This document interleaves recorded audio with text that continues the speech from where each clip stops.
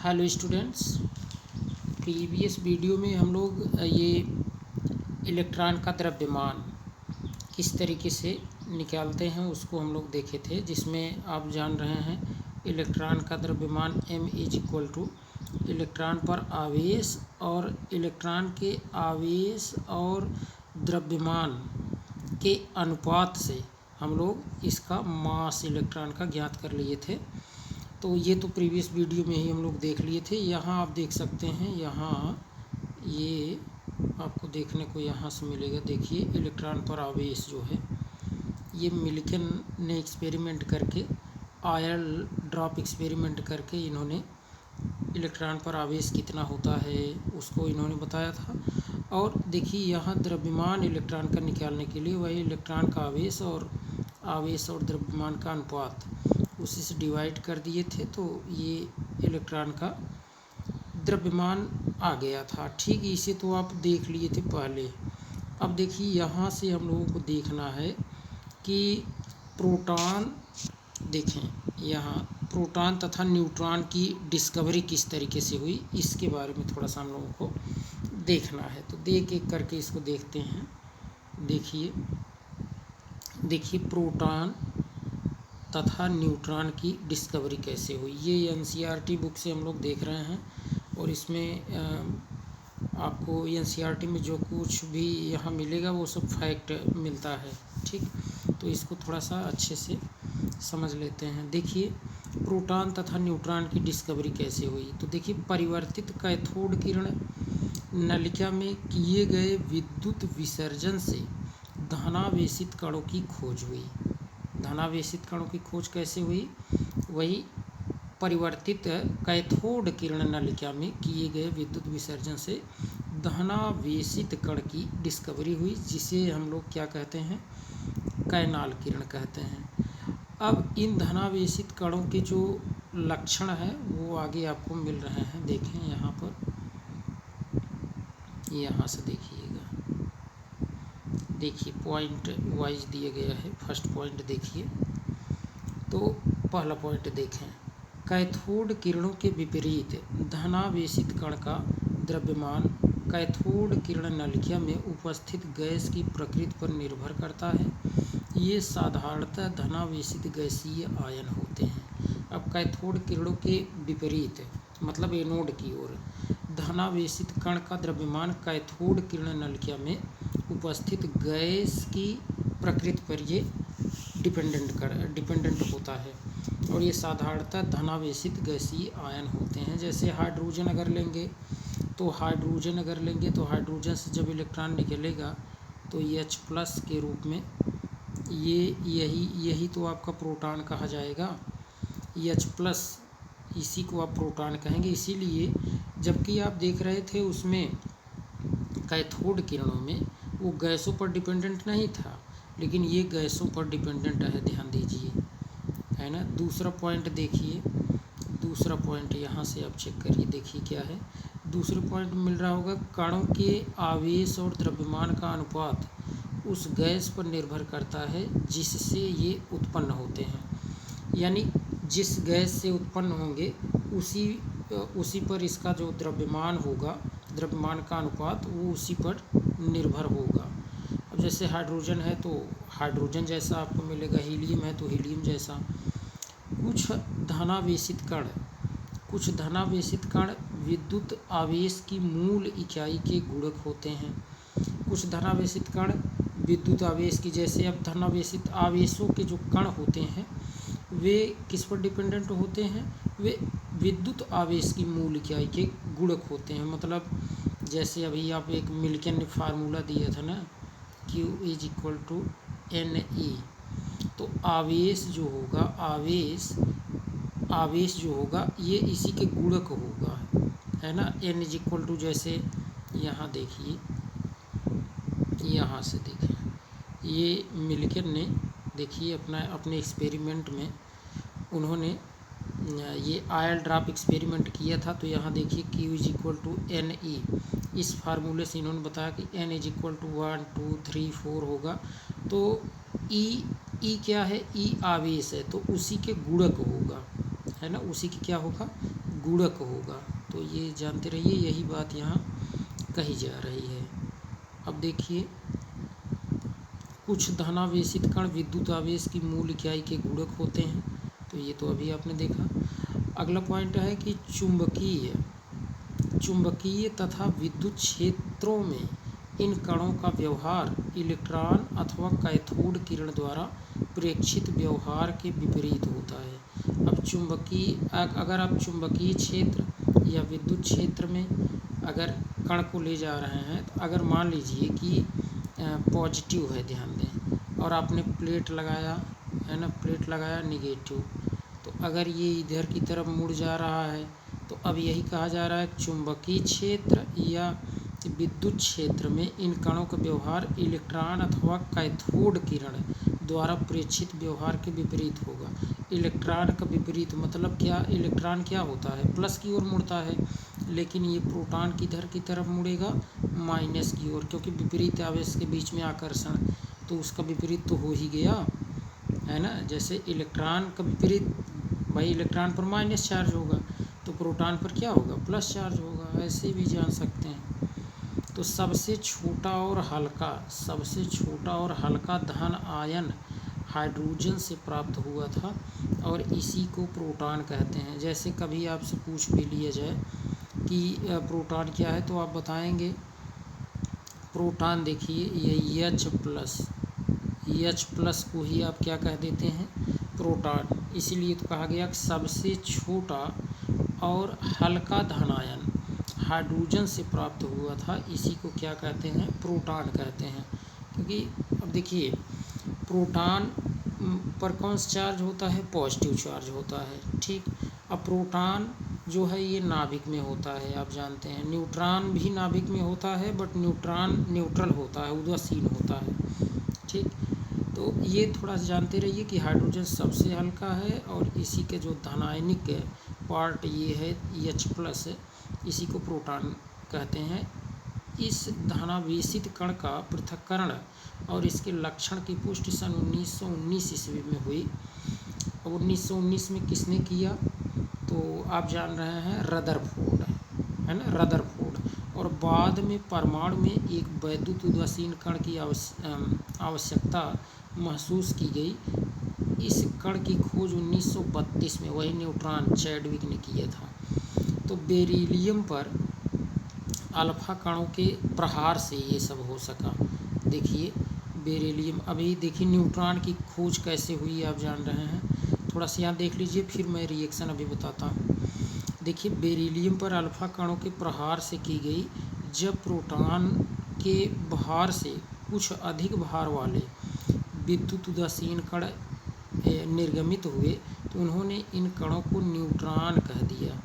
और इन मूल कणों के महत्वपूर्ण गुण 2.1 में दिए गए हैं, अभी हम लोग देखेंगे। पहले ये न्यूट्रॉन की डिस्कवरी यहाँ देख लेते हैं, ठीक है। अब देखिए ज़रा, जैसे बेरिलियम आप देख रहे हैं, बेरिलियम, ठीक। बेरिलियम का क्रमांक कितना है? 4, ठीक। इसका द्रव्यमान देखें, लगभग आप देखेंगे तो 9 मिलेगा, ठीक। इस पर अल्फा कण की बौछार करवाइए। अल्फा कण को ये 2He4 से डिनोट करते हैं, ठीक है। अब आप कैसे इसे दिखाएंगे? तो ये देखिए, आप इसको 4 और 2 को जोड़ दीजिए, तो क्या मिले? 6। ये कार्बन लिख दीजिए। अब ये 9 और 4 आप जोड़ेंगे 13 होगा, लेकिन ये 13 नहीं, यहाँ 12 वाला, ये 6 कार्बन 12 का ये प्राप्त हुआ, और साथ में इसके 0N1 यही।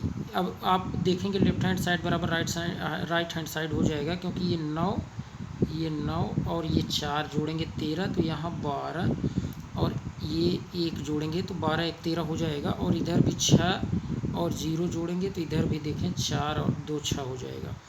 तो इसी को 0N1 को ही क्या कहा गया? न्यूट्रॉन कहा गया। क्या कह दिया गया इसको? न्यूट्रॉन। एक तो ये रिएक्शन हो गया न्यूट्रॉन की डिस्कवरी क्या। और देखिए न्यूट्रॉन की डिस्कवरी क्या और भी है, जैसे बोरान पर भी इन्होंने बेरिलियम पर, बोरान पर, इन पर अल्फा कण की बौछार करवा के न्यूट्रॉन प्राप्त किए थे। तो देखिए दूसरा रिएक्शन यहीं लिख देते हैं, सेकंड। अब आपके पास अगर बोरान है, देखिए बोरान का क्रमांक 5 और ये इसका परमाणु द्रव्यमान 11 होता है। अब इस पर आप अल्फा कण की बौछार करवाइए 2He4 का, तो आपको क्या देखने को मिलेगा, ये 5 और 2 ऐड करिए, नीचे लिख रहे हैं C1 नाइट्रोजन। अब ये 11 और 4 ऐड करेंगे तो 15, बट यहाँ लिखना कितना है, केवल 14, क्योंकि यहाँ पर एक कण भी निकला था और जिसे आप 0N1 से रिप्रेजेंट करते हैं, और यही 0N1 ही क्या है, न्यूट्रॉन है। क्या है, न्यूट्रॉन है। ये न्यूट्रॉन है, जानते रहिए। न्यूट्रॉन को 0N1 से रिप्रेजेंट करते हैं, वैसे तो N से रिप्रेजेंट करते हैं, स्मॉल n से, लेकिन नाभिकीय अभिक्रियाओं में 0N1 से रिप्रेजेंट करते हैं, ये जानते रहिए। अब आप देखेंगे लेफ्ट हैंड साइड बराबर राइट हैंड साइड, इसका क्रमांक देखिए 5 to 7, और इधर 7 और 0 आप ऐड करेंगे तो वही 7 ही आ जाएगा, और 14 1 करेंगे 15, इधर 11 और 4 करेंगे तो 15 आ जाएगा। तो इस तरीके से न्यूट्रॉन की डिस्कवरी हुई। आप कह सकते हैं हल्के तत्वों पर अल्फा कणों की बौछार करके जेम्स चैडविक ने न्यूट्रॉन की डिस्कवरी की थी। और कब किए थे ये, तो सन 1932 ईस्वी में इन्होंने किया था। कब किए, सन 1932 ईस्वी में देखिए इन्होंने किया था। क्या किया इन्होंने जैसे बेरिलियम, देखिए इन्होंने चैडविक ने तो उसमें बेरिलियम पर अल्फा कणों का बौछार यानी प्रहार करवाया, और प्रोटॉन के भार से कुछ अधिक भार वाले, प्रोटॉन का भार जो होता है उससे थोड़ा सा अधिक भार वाला इन्होंने कण प्राप्त किया, और उसी कण को इन्होंने क्या कह दिया, न्यूट्रॉन। सबसे हल्का कौन है, ध्यान दें, सबसे हल्का पूछा जाए कण कौन है तो आप इलेक्ट्रॉन बताएंगे सबसे हल्का। इससे भारी कौन है, तो इससे भारी देखिए यहीं से आप पकड़ सकते हैं, प्रोटॉन के भार से कुछ अधिक भार, मतलब प्रोटॉन से ज़्यादा भार किसका आएगा, न्यूट्रॉन का। सबसे ज़्यादा न्यूट्रॉन का भार होता है, फिर प्रोटॉन का, सबसे हल्का इलेक्ट्रॉन होता है। ठीक है, तो ये भी थोड़ा सा समझे रहिए, यहीं से इसका ये कभी बढ़ते घटते क्रम में इनका अगर ये भार पूछ लिया जाए तो इसे बता सकें जिससे। ठीक, ये सारणी 2.1 को देख लेते हैं क्या कह रहा है इस सारणी में। यहाँ देखें सारणी 2.1 है। इस सारणी में आपको ये देखने को मिलेगा किसका द्रव्यमान कितना है, किसको किस चिन्ह से प्रदर्शित करते हैं। ठीक, इलेक्ट्रॉन, प्रोटॉन, न्यूट्रॉन, ये इम्पोर्टेंट है, इसको ज़रा समझें।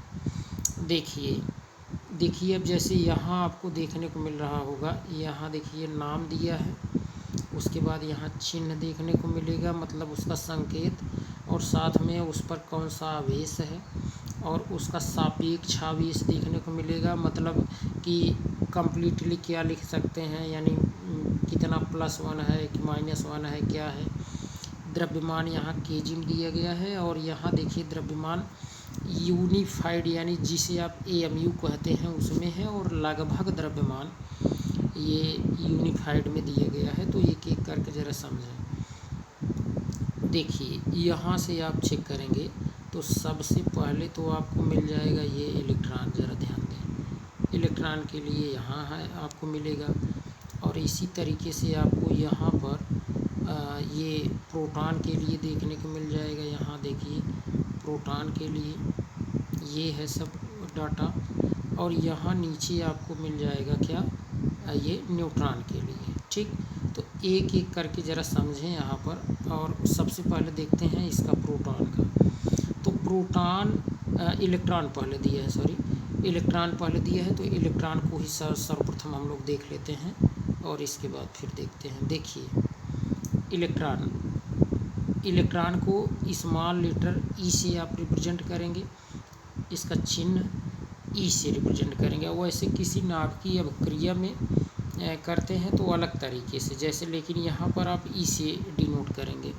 परम आवेश इस पर क्या है, इलेक्ट्रॉन माइनस होता है, 1.602176 इंटू 10⁻⁻19 कूलाम है, ध्यान दें ऊपर लिखा गया है। और अगर सापेक्ष आवेश चेक करेंगे तो -1 है। द्रव्यमान देखिए केजी में दिया गया है तो 9.109382 इंटू 10⁻⁻31 kg। अगर ग्राम में बदलना है तो यहीं जहाँ -31 देख रहे हैं यहीं -28 कर देंगे, ग्राम में हो जाएगा। और इसका द्रव्यमान AMU में कैसे निकालते हैं? AMU में तो देखिए AMU के लिए तो आपको फार्मूला दिया गया था कि 1 AMU बराबर 1/12 गुणे कार्बन 12 के एक परमाणु का द्रव्यमान। ये आप पढ़ चुके हैं ऑलरेडी, ये चैप्टर फर्स्ट में। तो यहाँ पर केवल हम लोग डायरेक्ट उसका वैल्यू देख रहे हैं AMU में। तो आप देखेंगे इलेक्ट्रॉन का द्रव्यमान AMU में 0.3 बार 0 फिर 54 ये AMU में है। और लगभग द्रव्यमान 0 है, ध्यान दें बहुत कम होता है। प्रोटॉन का आप देखिए, प्रोटॉन के बारे में, प्रोटॉन को P से रिप्रेजेंट करेंगे, स्मॉल लेटर P। वो आप देखिए आवेश वही जितना आप देख रहे हैं इलेक्ट्रॉन पर वही प्रोटॉन पर है, बट यहाँ पॉजिटिव में रहेगा, +1.602176 इंटू 10⁻⁻19 कूलम। और सापेक्ष आवेश इलेक्ट्रॉन -1 था लेकिन प्रोटॉन पर +1 होगा। अब द्रव्यमान अगर आप चेक करें, द्रव्यमान देखेंगे तो द्रव्यमान इसका 1.672621 1.672621 यानी 1.67, या ऐसे कह लीजिए अगर साथ में आप जोड़े बना के याद कर लें 1.6726216 गुणे 10⁻⁻27 ये kg में है। अगर इसको आप ग्राम में बदलेंगे तो माइनस जहाँ 27 है वहाँ -24 कर देंगे। अगर AMU में इसका आप द्रव्यमान चेक करें तो 1.00727 और वैसे लगभग द्रव्यमान अगर आप देखेंगे अप्रॉक्सीमेट 1। न्यूट्रॉन को स्मॉल n से डिनोट करते हैं लेकिन किसी नाभिकीय अभिक्रिया में 0n1 से।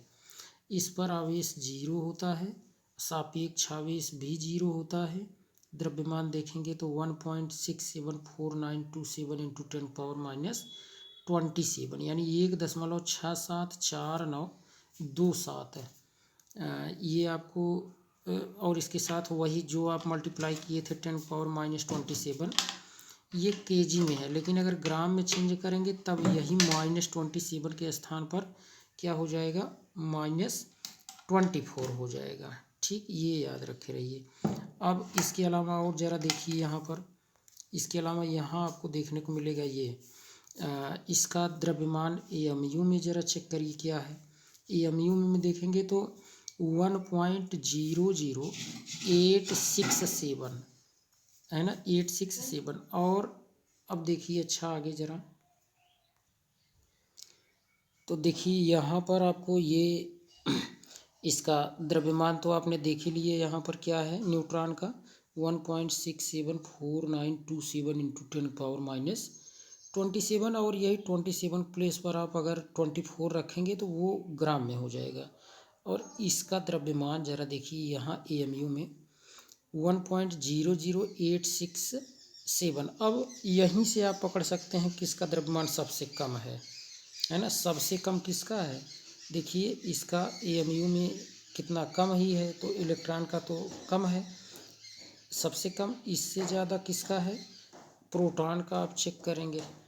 ठीक, ये तो देखिए यहीं से क्लियर हो जाएगा आपका कि द्रव्यमान किसका कम है किसका ज़्यादा है। यहाँ देखने से ही लग रहा होगा सबसे कम किसका है, इलेक्ट्रॉन का। इसके बाद किसका है, देखिए 1.00727 लेकिन यहाँ पर 1.00867 तो इसका कम है, मतलब इसके बाद प्रोटॉन आएगा। और सबसे ज़्यादा अगर देखा जाए तो न्यूट्रॉन का होगा। न्यूट्रॉन का सबसे ज़्यादा द्रव्यमान, फिर प्रोटॉन का, सबसे कम इलेक्ट्रॉन का। ठीक, तो ये टेबल यही था आपको देखना। तो इसको आप देख ही चुके हैं। अब देखिए, जैसे इसके बाद आपको देखने को मिलेगा परमाणु मॉडल। परमाणुओं का संरचना किस तरीके से धीरे धीरे वो डेवलप हुई। सबसे पहले इसको कुछ साइंटिस्ट ने इसको परमाणु का एक मॉडल स्केच देना शुरू किया, और फिर उसमें कुछ कमियां रहीं, उसमें सुधार करके धीरे धीरे फिर परमाणु की संरचना तक पहुंचा गया। तो परमाणु मॉडल को आप ज़रा देखें किस तरीके से ये डेवलप हुआ। देखिए, पूर्व भागों में बताए गए प्रयोगों से प्राप्त प्रेक्षणों से यह ज्ञात हुआ कि डाल्टन के अविभाज्य परमाणु में धनात्मक तथा ऋणात्मक आवेशों वाले कुछ सब एटॉमिक यानी अपरमाणु कण होते हैं। अपरमाणविक कणों की खोज के बाद वैज्ञानिकों के सामने निम्नलिखित मुख्य समस्याएं थी। अब जैसे जब धीरे धीरे सब डिस्कवरी हो गई, इलेक्ट्रॉन की खोज हो गई, ठीक है, इलेक्ट्रॉन की खोज। अभी तो देखिए ये 1897 में इलेक्ट्रॉन की खोज हुई। प्रोटॉन की खोज हुई। प्रोटॉन की खोज 1919 में हुई, और न्यूट्रॉन की खोज 1932 में हुई। 1932 में ये देखिए, एक टेबल में दिया भी गया होगा कहीं, टेबल में आप, अच्छा टेबल में नहीं दिया गया था। फिलहाल आप जानते रहिए कि इलेक्ट्रॉन की डिस्कवरी कब हुई, यहाँ से ज़रा समझ लीजिए। इलेक्ट्रॉन की डिस्कवरी पूछा जाए तो 1897 बताएंगे, प्रोटॉन की 1919 में, और न्यूट्रॉन की 1932 में। 1932 में तो 1897 में इलेक्ट्रॉन की, 1919 में प्रोटॉन की, 1932 में न्यूट्रॉन की। तो यहाँ देखिए, थोड़ा सा ये मॉडल हम लोग देख लेते हैं। तो अभी तो पूर्ण रूपेण वो डिस्कवरी नहीं हो पाई थी फिलहाल, लेकिन जो आपका इलेक्ट्रॉन है, इलेक्ट्रॉन की खोज सबसे पहले हो चुकी थी। तो अब देखिए, अपरमाणविक कणों की खोज के बाद वैज्ञानिकों के सामने अब निम्नलिखित मुख्य समस्याएं थी। तो परमाणु के स्थायित्व का स्पष्टीकरण कैसे किया जाए, ये समस्या थी कि कैसे किया जाए। तत्वों के गुणों यानी भौतिक व रासायनिक व्यवहार की तुलना कैसे किया जाए। विभिन्न परमाणुओं के संयोजन से विभिन्न प्रकार के अणुओं के बनने की व्याख्या कैसे हो। परमाणु द्वारा अवशोषित अथवा उत्सर्जित विशिष्ट विद्युत चुंबकीय विकिरण की उत्पत्ति तथा प्रकृति को कैसे समझाया जाए। इन सब को ध्यान में रखते हुए इन आवेशित कणों के परमाणुओं में वितरण की व्याख्या करने के लिए विभिन्न परमाणु मॉडल प्रस्तुत किए गए। अब देखिए, इनमें से हर मॉडल द्वारा कणों के स्थायित्व की व्याख्या नहीं की जा सकी। इनमें से एक मॉडल जे थॉमसन द्वारा, दूसरा अर्नेस्ट रदरफोर्ड द्वारा प्रस्तावित किया गया। इसका विवरण देखिए यहाँ दिया गया है, जबकि इन दोनों के द्वारा बहुत अच्छे से सारी बातें स्पष्ट नहीं हो सकी थी। फिर भी इनके मॉडल को देख करके फिर आगे नील्स बोर का जो एटॉमिक मॉडल था वो ज़्यादा उन्होंने स्थायित्व की, और साथ में जैसे KLMN उसमें कितने इलेक्ट्रॉन होंगे कक्षाओं में, ये सारी बातें स्पष्ट हो पाई थी। बट ये जो आप थॉमसन का मॉडल देखने चल रहे हैं, इसमें शुरुआत इन्होंने ही किया था परमाणु मॉडल देने का, बट कई कमियां थी इनमें, इसलिए इसको रिजेक्ट कर दिया गया था। तो एक पहले तो देखें इसको क्या है ये परमाणु का थॉमसन मॉडल, ज़रा समझिए। पूछता है किसे कहते हैं। देखिए, सन 1897 में तो खोज हुई थी इलेक्ट्रॉन की।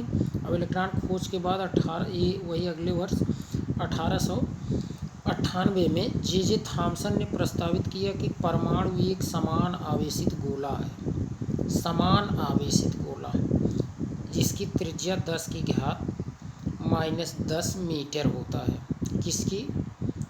परमाणु की त्रिज्या, जिसमें धनावेश समान रूप से फैले रहते हैं या वितरित रहता है, और इसके ऊपर इलेक्ट्रॉन इस प्रकार स्थित होते हैं कि उससे अस्थायी स्थिर वैद्युत व्यवस्था प्राप्त की जाती है।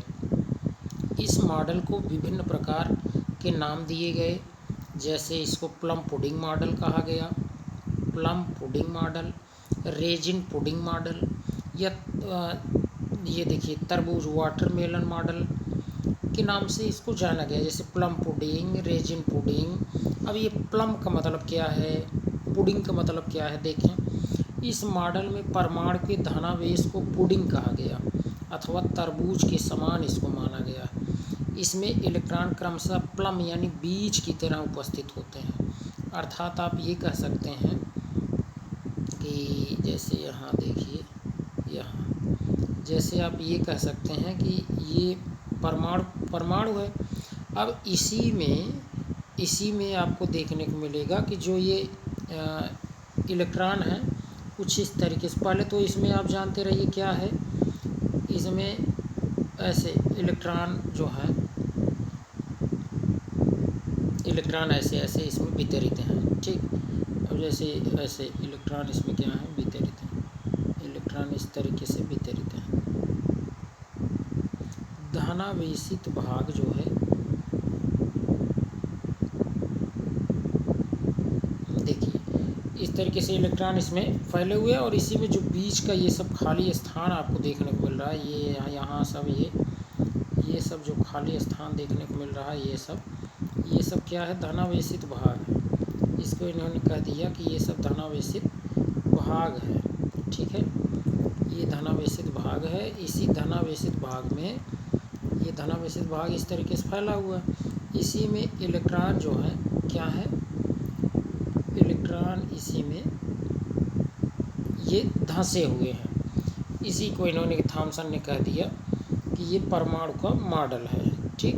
परमाणु इसी तरीके से होता है। यहाँ देखेंगे इन्होंने यहाँ दिखाया भी है संरचना, इन्होंने जो दिया था बनाया भी गया है कि जैसे इलेक्ट्रॉन है, ये देखिए इलेक्ट्रॉन जो राउंडेड आपको देखने को मिल रहा है, इलेक्ट्रॉन है। और इसके अलावा जो शेष भाग है ना, वो धनात्मक गोला है, धनात्मक यानी धनावेशित भाग जो है आप कह सकते हैं कि वो अधिक है। क्या कहेंगे, धनावेशित भाग अधिक है। तो यही बात इन्होंने बताया था। इसी को इन्होंने तरबूज में बीज जिस तरीके से धंसे होते हैं आप उस तरीके से कह सकते हैं।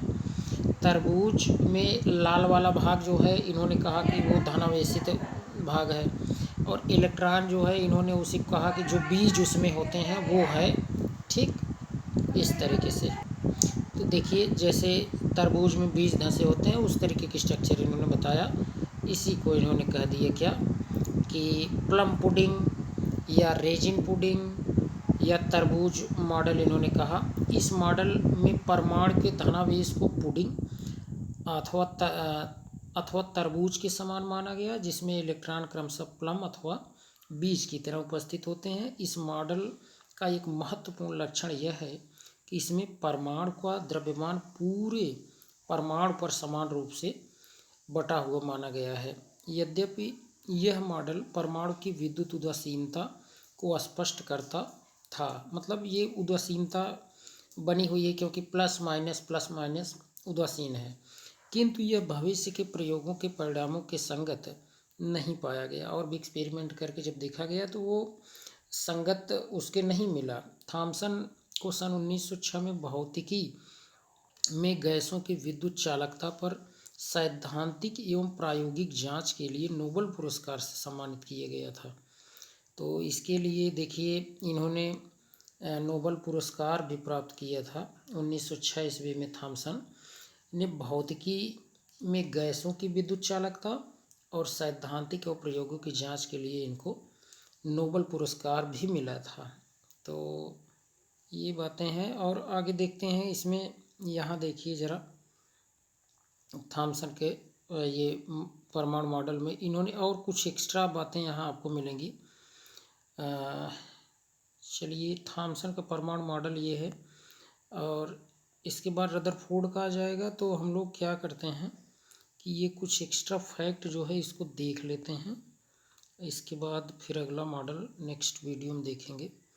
देखिए 19वीं शताब्दी या सदी के दूसरे अर्धांश में विभिन्न प्रकार की किरणों की खोज हुई, जैसे विल्हेम रॉन्टजन ने सन 1895 ईस्वी में दर्शाया कि कैथोड किरण नली में उपस्थित पदार्थ से टकराने पर इलेक्ट्रॉन जैसी किरणें उत्पन्न करते हैं, जो कैथोड किरण नली के बाहर रखे प्रतिदीप्ति पदार्थ में प्रतिदीप्ति उत्पन्न कर सकते हैं। चूँकि रॉन्टजन को इन किरणों की प्रकृति का पता नहीं था, अतः उन्होंने इसे एक्स किरणों का नाम दिया था, जो आज भी प्रचलित है। ऐसा देखा गया कि इलेक्ट्रॉनों के अधिक घनत्व वाले धातु एनोड लक्ष्य से टकराने के कारण प्रभावी एक्स किरणें उत्पन्न होती हैं, और एक्स किरणें विद्युत तथा चुंबकीय क्षेत्र से विक्षेपित नहीं होती, मतलब न तो प्लस धनात्मक प्लेट की ओर, न ही ऋणात्मक प्लेट की, किसी भी प्लेट की ओर ये विक्षेपित नहीं होती, मतलब मुड़ती नहीं। इन किरणों के पदार्थ में अति उच्च भेदन क्षमता, मतलब पेनिट्रेटिंग पावर होती है, और यही कारण है कि वस्तुओं के आंतरिक अध्ययन में इन किरणों का उपयोग किया गया। और इन किरणों की तरंग दैर्घ्य बहुत कम होती है, 0.1 नैनोमीटर से 0.1 नैनोमीटर, मतलब बहुत कम होती है, 0.1 नैनोमीटर होती है। और विद्युत चुंबकीय व्यवहार भी ये दिखाती हैं, दर्शाती हैं। हेनरी बेक्यूरेल, इन्होंने देखा कि कुछ तत्व विकिरण का उत्सर्जन स्वयं करते हैं, और जो तत्व विकिरण स्वयं निकालते हैं, मतलब अल्फा बीटा गामा स्वयं निकालते हैं, उन्होंने इस परिघटना को रेडियो एक्टिविता कह दिया। और जिस पदार्थ से या जिस तत्व से अल्फा बीटा कण स्वतः निकल रहे थे, उसको इन्होंने रेडियो एक्टिव तत्व कह दिया। इस क्षेत्र में ये Marie Curie, Pierre Curie, Rutherford तथा फ्रेडरिक सोडी ने विकसित किया। इस क्षेत्र को Marie Curie, Pierre Curie, Rutherford, Frederick Soddy, इतने साइंटिस्ट ने इसको विकसित किया। और इनमें से 3 प्रकार की किरणें कहिए, चाहे कण कहिए, चाहे विकिरण कहिए, तो अल्फा बीटा और गामा ये उत्सर्जित हो रहे थे। लेकिन ध्यान देना है कि ये भी इन्होंने पाया, रदरफोर्ड ने, कि अगर अल्फा निकल रहा है अल्फा, तो उसके साथ गामा निकलेगा, अगर बीटा निकल रहा है तो उसके साथ गामा निकलेगा, लेकिन कभी भी अल्फा और बीटा साथ नहीं निकलेंगे। याद रखना है, अल्फा के साथ गामा, बीटा के साथ गामा, लेकिन अल्फा और बीटा कभी साथ नहीं निकलेंगे। ये निकल सकते हैं, तो इसे भी याद रखना है। अब देखिए ज़रा सा, यहाँ इन्होंने, रदरफोर्ड ने पाया कि अल्फा किरणों में 2/3 धनात्मक आवेश और 4 इकाई परमाणु द्रव्यमान वाले उच्च ऊर्जा कण होते हैं। उन्होंने यह निष्कर्ष निकाला कि अल्फा कण हीलियम नाभिक होते हैं। जैसे आप हीलियम देखते हैं, हीलियम का नाभिक है ना, हीलियम का नाभिक कब होगा, जब इसमें से आप जो 2 इलेक्ट्रॉन है निकाल देंगे, मतलब 2+, He2+, यही हीलियम का नाभिक है। हीलियम नाभिक होते हैं। इन्होंने कहा कि अल्फा कण क्या होते हैं, हीलियम नाभिक होते हैं, क्योंकि 2 इलेक्ट्रॉनों के साथ, जरा देखिए यहाँ देखिए, क्योंकि 2 इलेक्ट्रॉनों के साथ मिलकर अल्फा कण हीलियम गैस प्रदान करते हैं। देखिए, अल्फा कण हीलियम गैस प्रदान करते हैं, और बीटा किरणें इलेक्ट्रॉनों के समान ऋणावेशित या ऋणात्मक आवेश वाले कण होते हैं। गामा किरणें जो होती हैं, एक्स किरणों के समान उच्च ऊर्जा विकिरण होती हैं। इनकी प्रकृति उदासीन होती है, इसलिए तो कहा गया था ये कहीं विक्षेपित नहीं होती। और जिनका कोई कण नहीं होता, मतलब इसके पास ये उदासीन है, तो कोई कण नहीं, न तो पॉजिटिव न नेगेटिव, कोई आवेश भी नहीं। वेधन क्षमता सबसे कम अल्फा कण की, उसके बाद बीटा कण की, और सबसे अधिक गामा की। तो जानते रहिए, सबसे ज़्यादा वेधन क्षमता गामा की सबसे ज़्यादा, फिर बीटा की, सबसे कम अल्फा की। और द्रव्यमान कभी पूछा जाए सबसे ज़्यादा किसका, द्रव्यमान अगर पूछा जाए तो ये भी याद रखे रहिए, जैसे वहाँ इलेक्ट्रॉन, प्रोटॉन, न्यूट्रॉन का, वो वहाँ से भी बहुत क्वेश्चन पूछता है। तो इलेक्ट्रॉन का सबसे कम द्रव्यमान, फिर प्रोटॉन का होगा, और सबसे ज़्यादा न्यूट्रॉन का। न्यूट्रॉन का देखिए, न्यूट्रॉन ये वास्तव में